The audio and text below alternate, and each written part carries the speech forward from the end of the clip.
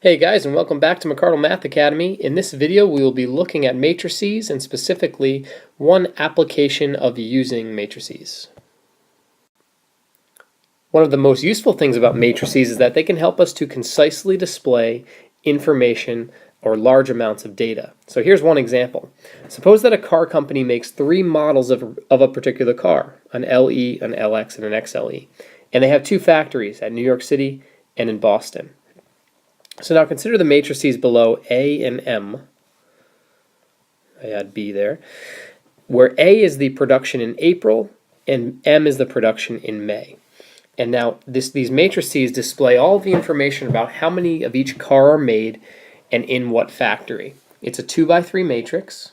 Each one of them is a 2x3 matrix. You can imagine the first column as representing the LE production, the second as LX, and the third as XLE, where the first row represents your New York City production and the second row your Boston production. And the same can be said for your month of May. So this is all the data about production quantities.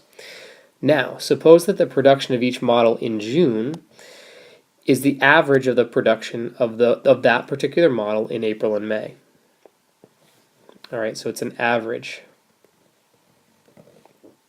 As a matrix equation, this means that June, our matrix J, is really April plus May production divided by 2.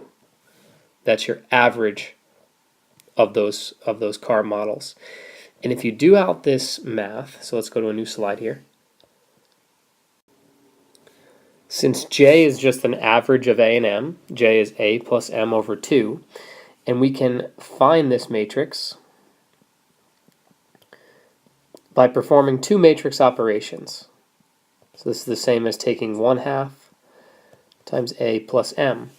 Now A plus M is a new matrix where I just add the corresponding entries of A and M.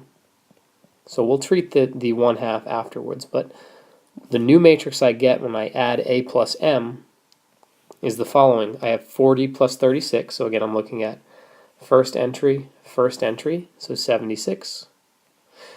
Then the next entries I get 32 and 14, and we keep going just like that.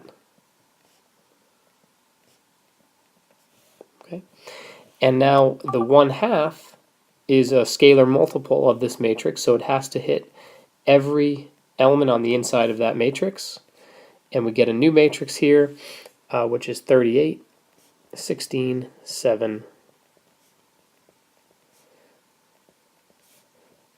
and this represents the June production of all the car models that we have. All right, so again, just the way you interpret this, 38, that's the number of LE models that are made in New York City, and it's the average of the number that were made in April and in May. All right, so I hope this helps, guys. I'll see you next time.